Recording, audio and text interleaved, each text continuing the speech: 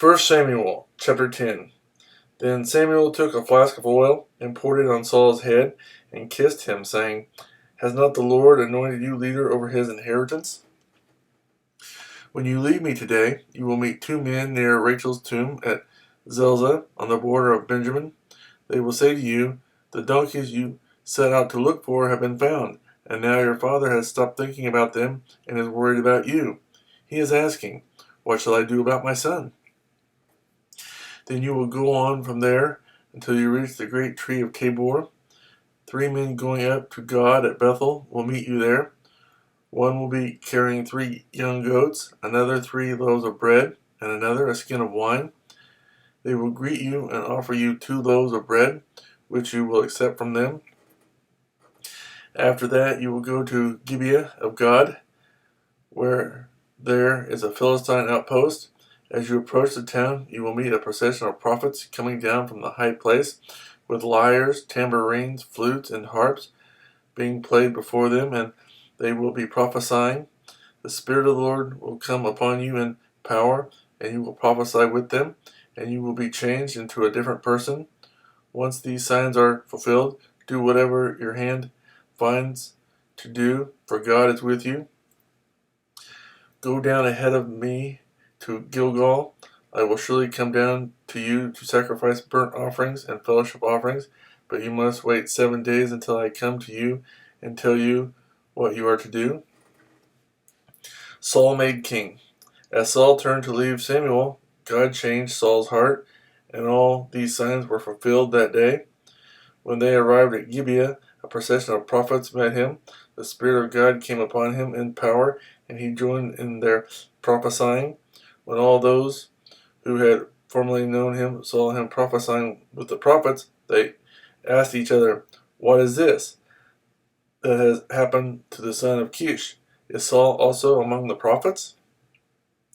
A man who lived there answered, "And who is their father?"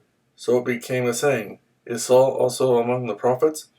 After Saul stopped prophesying, he went to the high place. Now Saul's uncle asked him and his servant, "Where have you been?" "Looking for the donkeys," he said. "But when we saw they were not to be found, we went to Samuel." Saul's uncle said, "Tell me what Samuel said to you."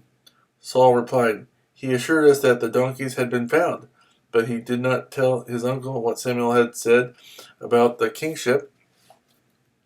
Samuel summoned the people of Israel to the Lord at Mizpah and said to them, "This is what the Lord, the God of Israel, says. I brought Israel up out of Egypt, and I delivered you from the power of Egypt and all the kingdoms that oppressed you. But you have now rejected your God, who saves you out of all your calamities and distresses.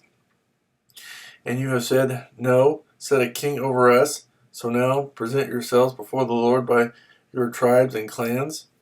When Samuel brought all the tribes of Israel near, the tribe of Benjamin was chosen.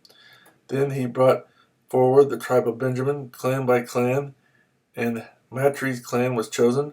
Finally Saul, son of Kish, was chosen, but when they looked for him, he was not to be found. So they inquired further of the Lord, "Has the man come here yet?" And the Lord said, "Yes, he has hidden himself among the baggage." They ran and brought him out, and as he stood among the people, he was a head taller than any of the others. Samuel said to all the people, "Do you see the man the Lord has chosen? There is no one like him among all the people." Then the people shouted, "Long live the king!" Samuel explained to the people the regulations of the kingship. He wrote them down on a scroll and deposited it before the Lord. Then Samuel dismissed the people, each to his own home. Saul also went to his home in Gibeah, accompanied by valiant men whose hearts God had touched. But some troublemakers said, "How can this fellow save us?"